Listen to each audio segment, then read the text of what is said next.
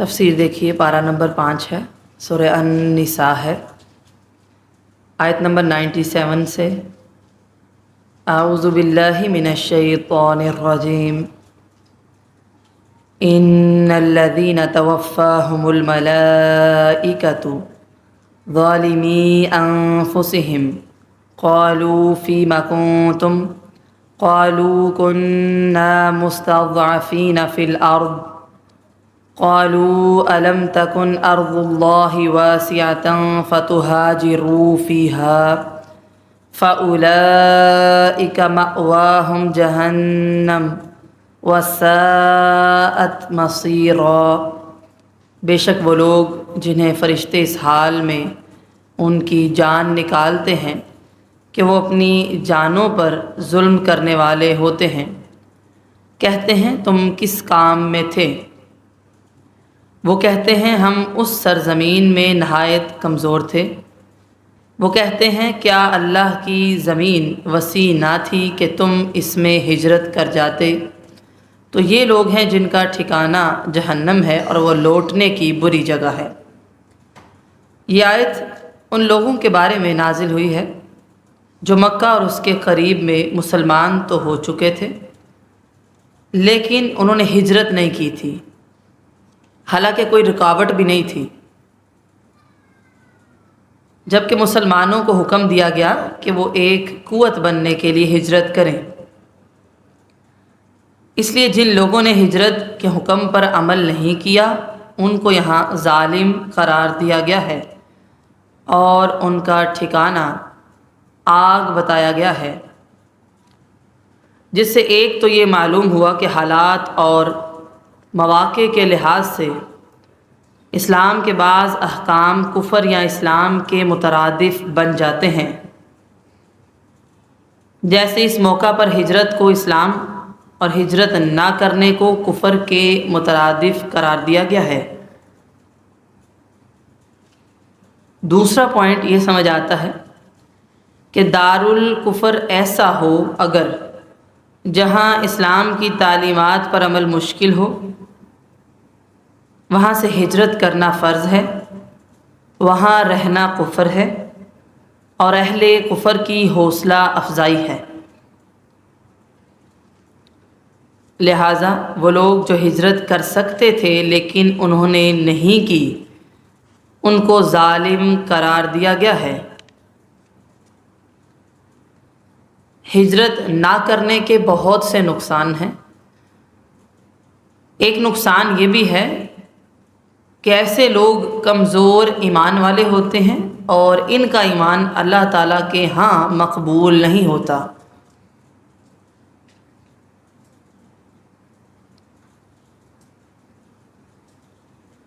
لہٰذا یہ مسلمانوں کے لیے پریشانی کا باعث ہوگا کہ جب وہ کفار سے جنگ کے لیے جائیں تو درمیان میں مسلمان بھی موجود ہوں۔ لہٰذا حکم دیا گیا کہ دارالکفر کو چھوڑ کر ہجرت کرو۔ ایسے لوگ ظالم ہیں، جب فرشتے ان کی جان نکالنے کے لیے آئیں گے، انہیں فوت کرنے کے لیے آئیں گے، تو ڈانٹ کے انداز میں ان سے پوچھیں گے کہ تم مسلمان تھے یا کافر؟ قالوا فیما کنتم، تم کہاں تھے؟ دارالکفر میں کیوں رہے؟ اسلام کی طرف تم نے ہجرت کیوں نہیں کی؟ ایسے لوگ جن کے پاس کوئی عذر نہیں اور وہ ہجرت نہ کریں، وہ ظالم کی موت مرتے ہیں، کیونکہ رسول اللہ صلی اللہ علیہ وسلم نے فرمایا، ابو داود کی حدیث ہے، من جامع المشرک وسکن معہ فإنہ مثلہ، جو شخص مشرک کے ساتھ اکٹھا رہے اور اس کے ساتھ سکونت رکھے تو یقیناً وہ اسی جیسا ہے، اس کا ٹھکانہ جہنم ہے اور وہ لوٹنے کی بری جگہ ہے۔ إلا المستضعفين من الرجال والنساء والولدان لا يستطيعون حیلۃ ولا يهتدون سبیلا، مگر وہ لوگ جو نہایت کمزور مرد ہیں یا عورتیں اور بچے، جو کسی تدبیر کی طاقت نہیں رکھتے نہ کوئی راستہ پاتے ہیں۔ فَأُولَئِكَ عَسَى اللَّهُ أَن يَعْفُوَ عَنْهُمْ وَكَانَ اللَّهُ عَفُوًّا غَفُورًا، تو یہ لوگ اللہ قریب ہے کہ انہیں معاف فرما دے، اور اللہ تعالی ہمیشہ سے بے حد معاف کرنے والا، بخشنے والا ہے۔ اس آیت کریمہ میں، آیت نمبر 98 میں، ان لوگوں کو مستثنی قرار دیا گیا ہے جو واقعی بے بس اور معذور تھے، ہجرت نہیں کر سکتے تھے، کمزور تھے، ہجرت کی کوئی راہ ان کو نظر نہیں آتی تھی۔ مستضعفین، یہاں کمزور سے مراد وہ لوگ ہیں جو فی الحقیقت معذور ہوں، جیسے بیمار، بچے، بوڑھے، عورتیں اور کافروں کی قید میں پڑے ہوئے مسلمان۔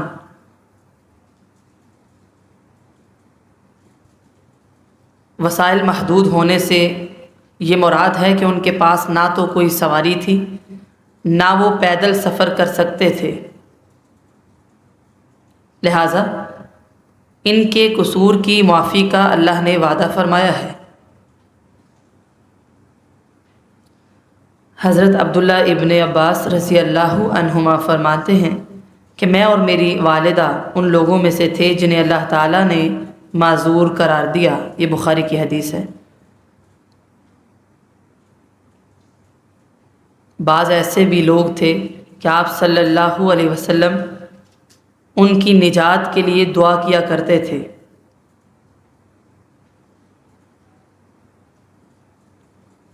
ایسے لوگ حقیقتاً معذور ہیں اور اللہ تعالیٰ نے ان سے معافی کا وعدہ کیا ہے۔ اگر کوئی شخص واقعی ہجرت نہیں کر سکتا، وہ کفار کی قید میں ہے، یا اس کو راستے کا علم نہیں ہے، یا اس کے پاس زاد راہ نہیں ہے، کوئی بھی صحیح عذر ہو، تو یقیناً اللہ تعالیٰ اسے معاف فرمائے گا۔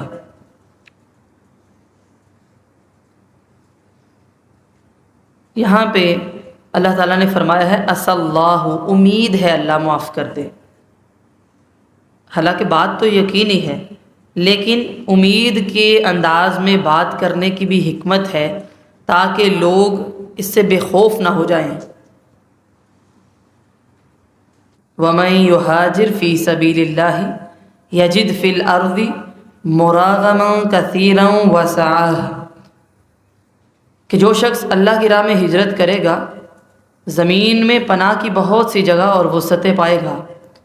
وَمَن يَخْرُجْ مِن بَيْتِهِ مُهَاجِرًا إِلَى اللَّهِ وَرَسُولِهِ ثُمَّ يُدْرِكْهُ الْمَوْتُ فَقَدْ وَقَعَ أَجْرُهُ عَلَى اللَّهِ، گھر سے نکلا اللہ اور اس کے رسول کی طرف ہجرت کرتے ہوئے، پھر اسے موت نے آ لیا، بے شک اس کا اجر اللہ پر ثابت ہو گیا۔ وَكَانَ اللَّهُ غَفُورًا رَحِيمًا، اور اللہ تعالیٰ بہت بخشنے والا، مہربان ہے۔ ہجرت کے مقاصد اور اس کی ضروریات، ان کو جاننا بہت ضروری ہے کہ ہجرت اللہ تعالیٰ نے فرض کیوں کی ہے۔ ایک تو مسلمان کفار کے تشدد سے آزاد ہو جائیں، اپنی مرضی سے اسلام کے مطابق زندگی گزار سکیں۔ نمبر 2، اجتماعی قوت اختیار کریں، مسلمانوں کے ممالک میں چلے جائیں، جیسے مدینہ کی طرف ہجرت کا حکم دیا گیا تاکہ ایک دوسرے کے مددگار ثابت ہوں۔ اور جب مکہ فتح ہو گیا، سارے عرب کے اندر اسلام پھیل گیا، پھر ہجرت کی ضرورت نہیں رہی۔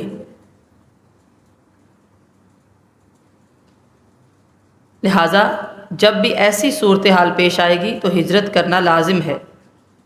کوئی بھی علاقہ ایسا ہے جس میں اسلام کا غلبہ ہو جائے، پھر ہجرت کی ضرورت باقی نہیں رہتی، لیکن جہاں مسلمان مغلوب ہیں،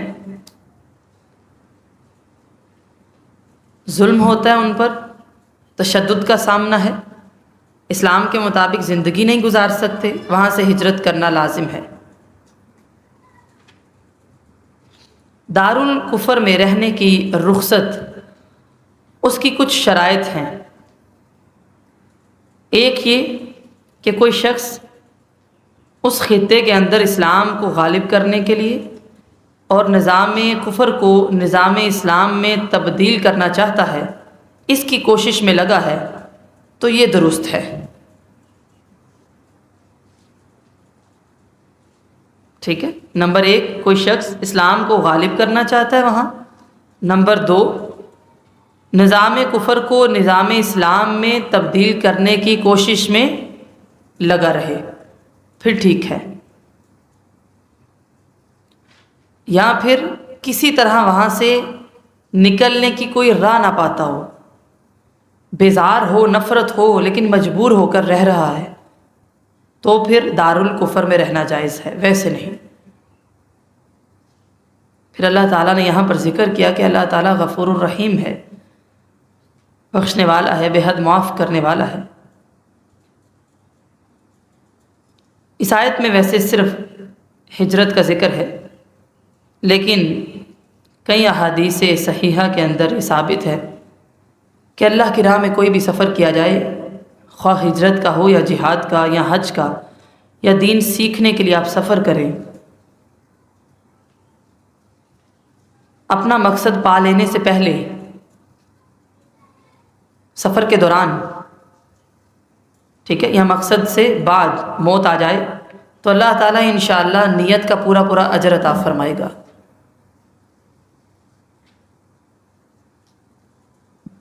لہذا اللہ کی راہ میں جب بھی نکلیں نیت کی اصلاح کریں۔ ہجرت بھی خالصتاً اللہ کے لیے ہوتی ہے۔ اللہ کی راہ میں کوئی بھی سفر ہو، ہجرت ہے، جہاد ہے، حج ہے،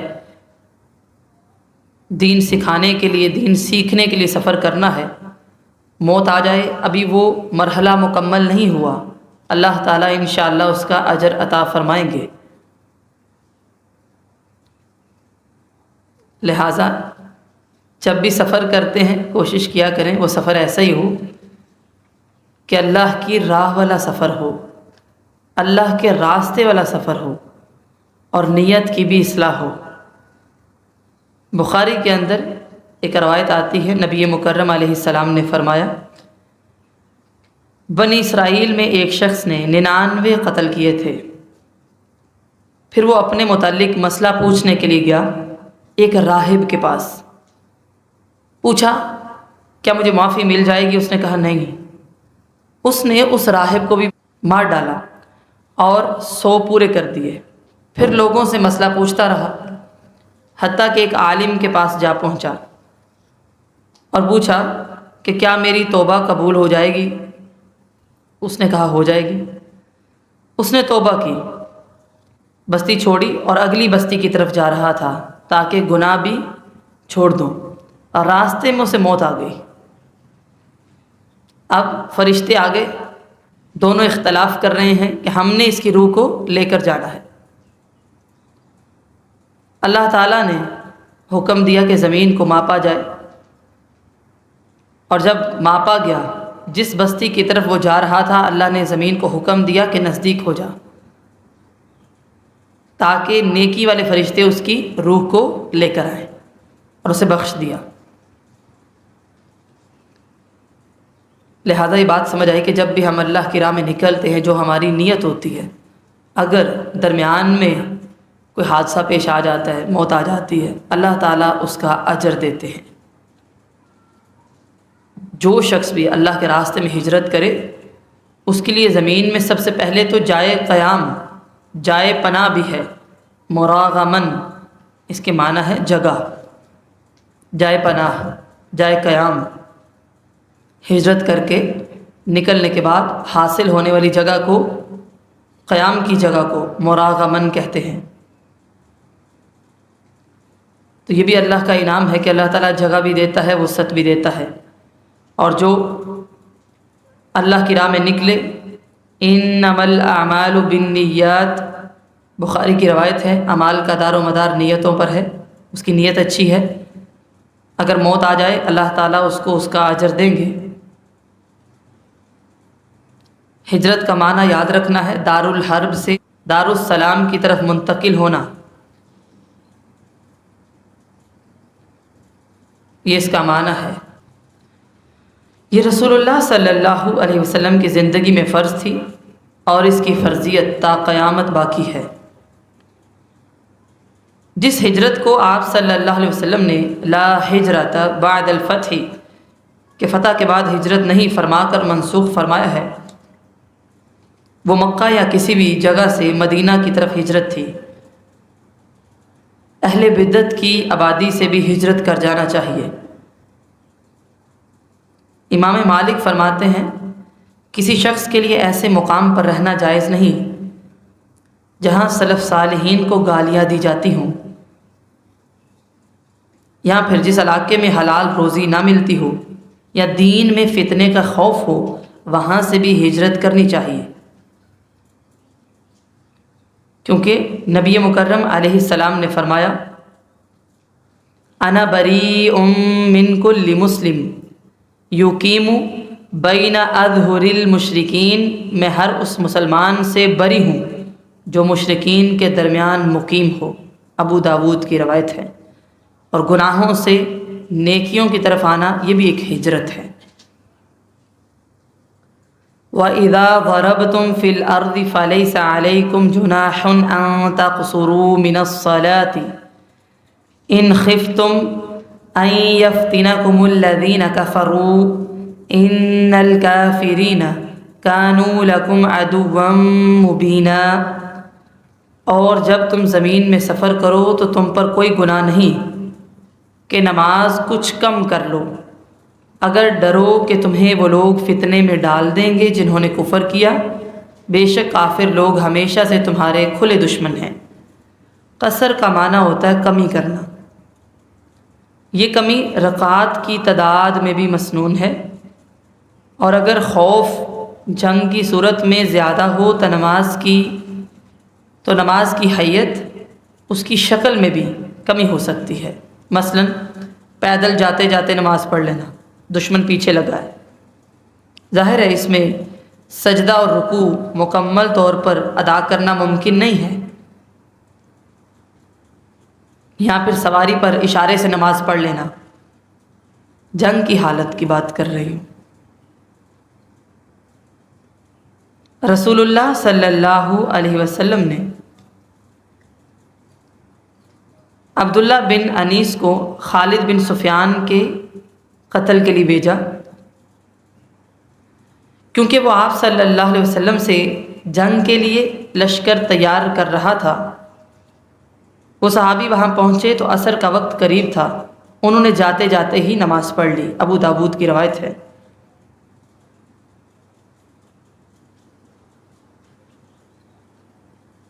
لہٰذا مسلم میں آتا ہے عبداللہ ابن عباس نے فرمایا اللہ تعالیٰ نے تمہارے نبی کی زبان سے حضر میں 4، سفر میں 2 اور خوف میں 1 رکعت فرض کی ہے، مسلم کی روایت ہے۔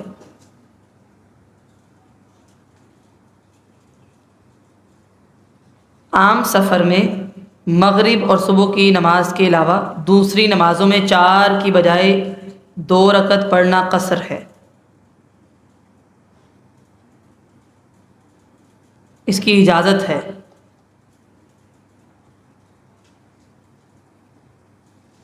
سفر سے مراد سفر ہے، یعنی عام سفر بھی مراد ہے۔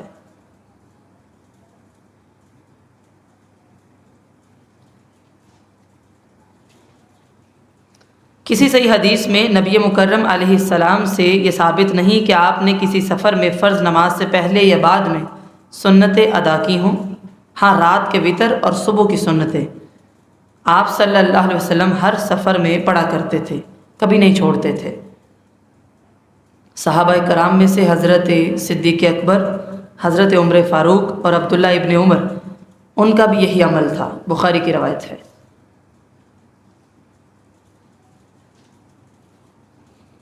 حضرت عائشہ صدیقہ فرماتی ہیں ابتدا میں سفر اور حضر میں نماز 2 رکعت فرض ہوئی تھی، پھر سفر کی نماز تو اتنی ہی رہی، لیکن حضر کی نماز میں اضافہ کر دیا گیا۔ یہ بخاری کی روایت ہے۔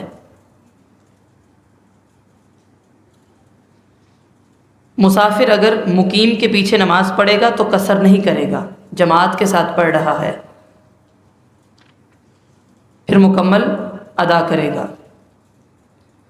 ان خفتم ان یفتنکم الذین کفروا، آیت کا یہ جو حصہ ہے اس کو سمجھنے کے لیے اس مضمون کو سمجھنا ضروری ہے کہ یہ آیت جہاد کے سلسلے میں نازل ہوئی ہے، اس لیے اس میں نماز قصر کی اجازت کے ساتھ اللہ تعالیٰ نے یہ الفاظ بھی استعمال کیے ہیں کہ اگر تمہیں ڈر ہو کہ کافر تمہیں فتنے میں ڈال دیں گے، کیونکہ عام سفر میں یہ خوف نہیں ہوتا،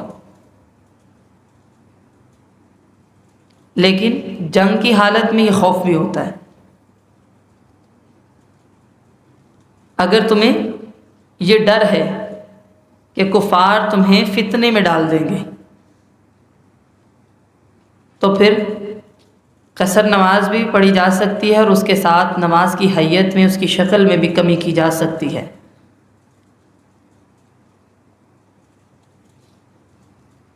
اور آپ صلی اللہ علیہ وسلم سے ثابت ہے کہ ایک عام سفر میں بھی آپ صلی اللہ علیہ وسلم نے قصر نماز پڑھی ہے، لہذا اللہ تعالیٰ کو پسند ہے کہ اللہ کی دی ہوئی رخصتوں کو قبول کیا جائے۔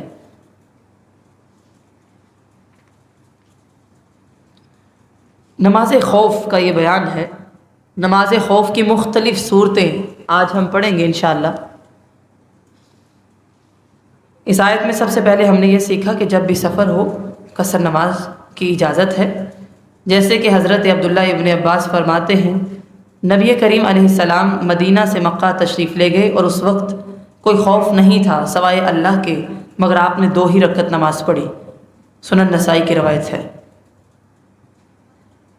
حضرت انس رضی اللہ تعالیٰ عنہ بیان کرتے ہیں کہ ہم آپ صلی اللہ علیہ وسلم کے ساتھ مدینہ سے مکہ روانہ ہوئے تو آپ نماز کی 2 رکعتیں ادا فرماتے رہے حتیٰ کہ ہم مدینہ واپس آ گئے۔ یہ بھی بخاری کی روایت ہے۔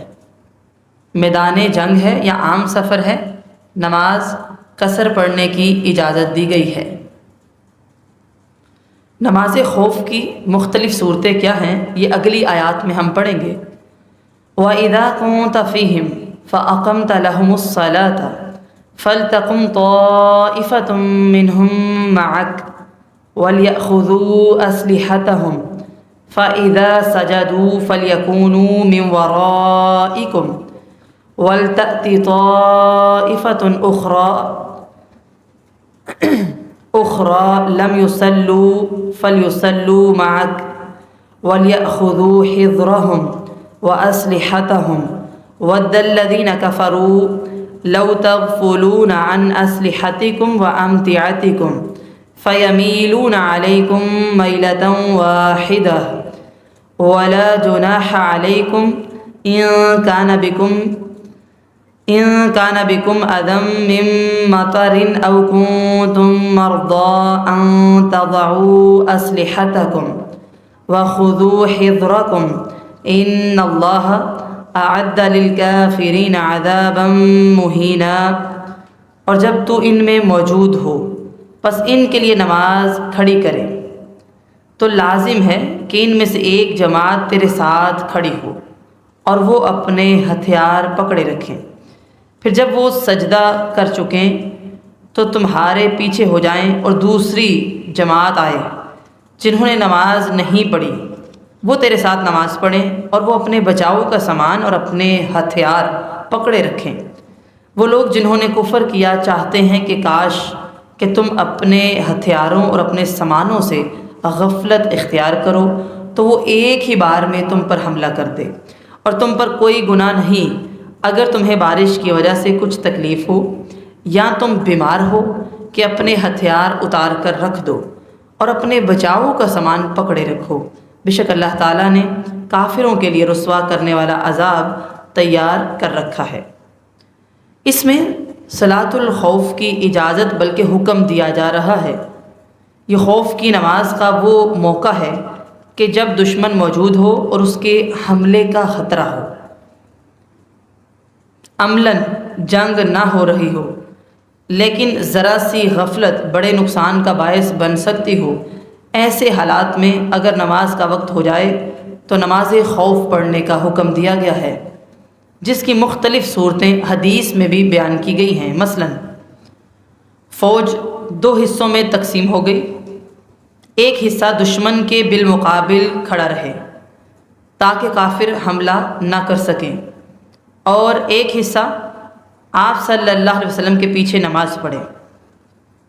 جب یہ حصہ نماز سے فارغ ہو جائے تو پہلے کی جگہ پر چلا جائے دفاع کے لیے، اور وہ لوگ جو پہلے دفاع کر رہے تھے وہ نماز کے لیے آ جائیں۔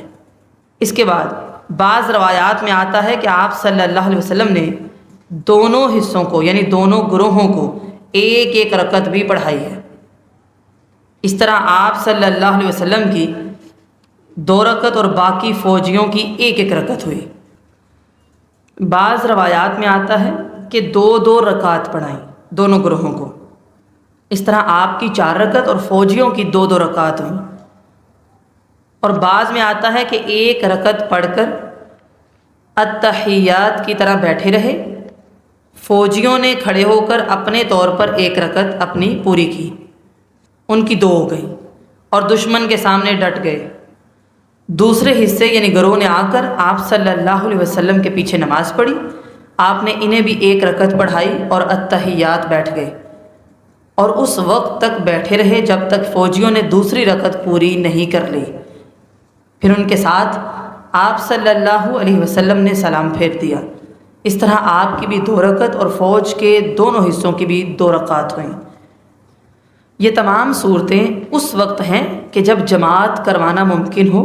اگر جماعت کروانا ممکن نہ ہو تو اکیلے اکیلے پڑھ لیں، جو پیدل ہے، جو سوار ہے، جو اشارے سے پڑھ سکتا ہے، جس طرح بھی ہو سکے۔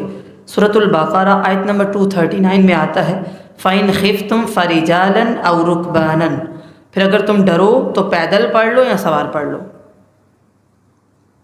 اور اگر جنگ جاری ہے، اشارے سے بھی نہیں پڑھ سکتے تو بعد میں پھر پڑھ لیں گے۔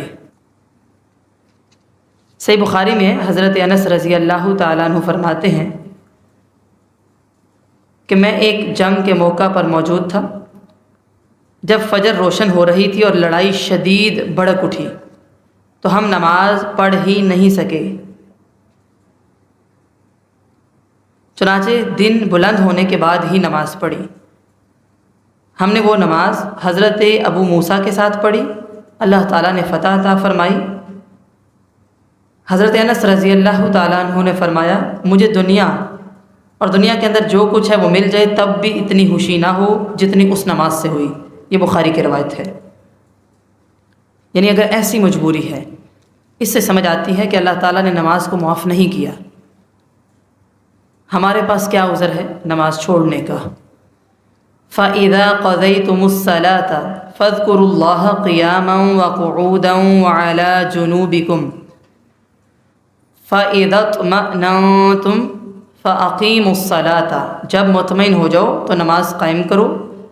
إِنَّ الصَّلَاةَ كَانَتْ عَلَى الْمُؤْمِنِينَ كِتَابًا مَوْقُوتًا، بے شک نماز ایمان والوں پر ہمیشہ سے ایسے فرض ہے مقرر وقت پر، اللہ تعالیٰ نے اس کا وقت بھی مقرر کیا ہے۔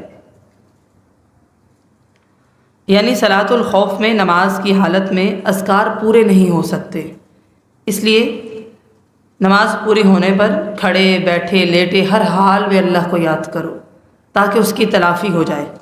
اس کے علاوہ ہر حال ہی میں ذکر کی کثرت ہونی چاہیے۔ جنگ کے موقع پر آپ صلی اللہ علیہ وسلم نے خاص اس کا حکم دیا ہے۔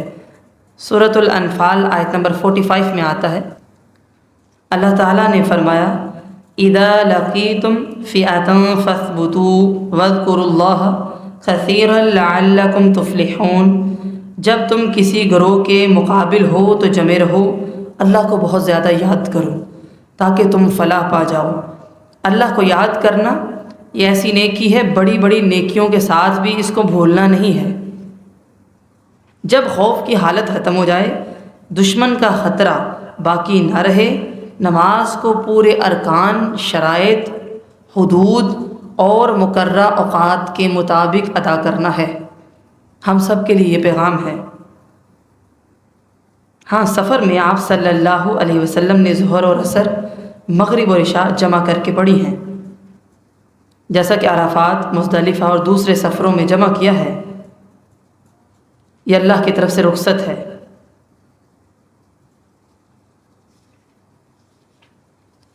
لیکن ویسے نماز کو اللہ تعالیٰ نے وقت پر فرض کیا ہے، اور احادیث میں اس کے اوقات بھی بتائے گئے ہیں۔ فجر کے، ظہر کے، عصر کے، مغرب کے، عشاء کے۔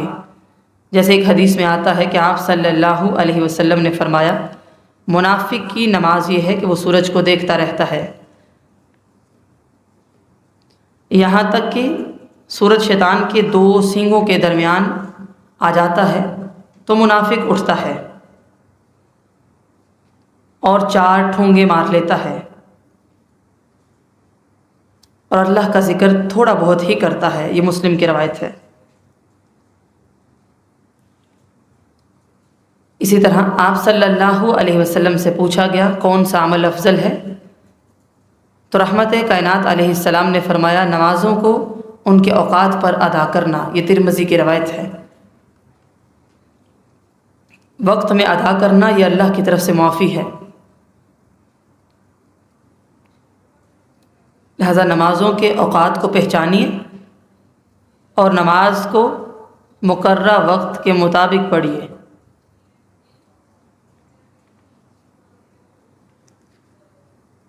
وَلَا تَهِنُوا فِي ابْتِغَاءِ الْقَوْمِ إِن تَكُونُوا تَأْلَمُونَ فَإِنَّهُمْ يَأْلَمُونَ كَمَا تَأْلَمُونَ وَتَرْجُونَ مِنَ اللَّهِ مَا لَا يَرْجُونَ وَكَانَ اللَّهُ عَلِيمًا حَكِيمًا۔ اور اس قوم کا پیچھا کرنے میں ہمت نہ ہارو، اگر تم تکلیف اٹھاتے ہو تو وہ بھی تکلیف اٹھاتے ہیں جیسے تم تکلیف اٹھاتے ہو، اور تم تو اللہ سے امید رکھتے ہو، وہ تو اللہ سے امید بھی نہیں رکھتے، اور اللہ تعالیٰ سب کچھ جاننے والا، کمال حکمت والا ہے۔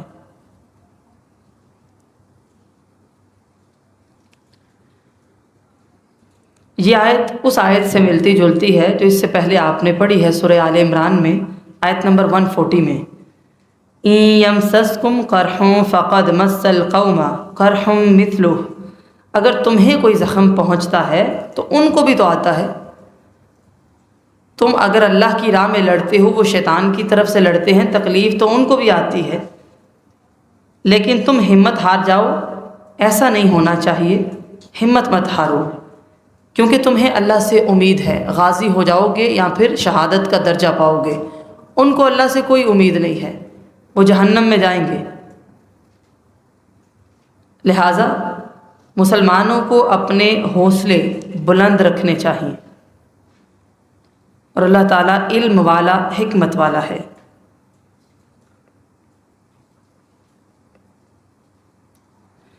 نیکسٹ لیسن میں انشاءاللہ آیت کا یہ جو حصہ ہے، ان الصلاۃ کانت علی المؤمنین کتابا موقوتا، اس پہ مزید روشنی ڈالوں گی انشاءاللہ۔ اللہ تعالیٰ کہنے اور سننے سے زیادہ عمل کی توفیق عطا فرمائے۔ سبحانک اللہم و بحمدک، نشہد ان لا الہ الا انت، نستغفرک و نتوب الیک۔ والسلام علیکم ورحمۃ اللہ وبرکاتہ۔